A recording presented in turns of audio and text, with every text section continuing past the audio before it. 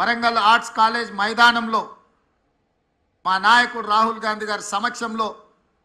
వరంగల్ రైతు డిక్లరేషన్ పేరు మీద ఏ రైతు కుటుంబంలో విషాదం ఉండకూడదు, వ్యవసాయం చేసే ప్రతి రైతు ఆనందంలో ఉండాలి,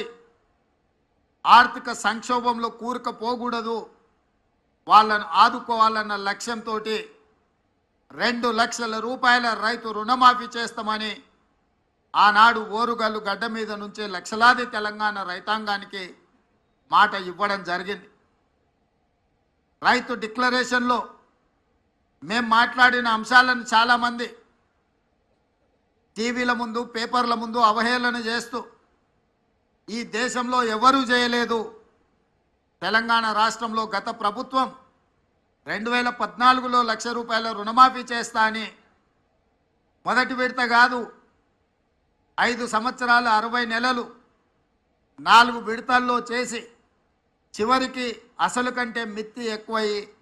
రైతుకు ఇచ్చిన 1 లక్ష రూపాయల రుణమాఫీ కూడా మిత్తిలకే సరిపోయి అసలు బకాయి అట్లనే ఉండే విధంగా ఆనాటి పరిస్థితులు. ఆనాడు ధనిక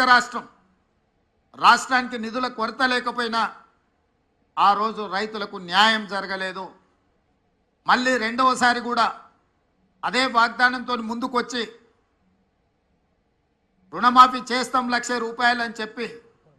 అంచనాలు 19,000 కోట్లకేసి చివరికి 12,000 కోట్ల రూపాయలే రెండవసారి కూడా 4 విడతలలో చెల్లించి 7,000 కోట్ల రూపాయలు మొండి బకాయిలుగా రైతుల నెత్తి మీద అట్లనే వదిలేసి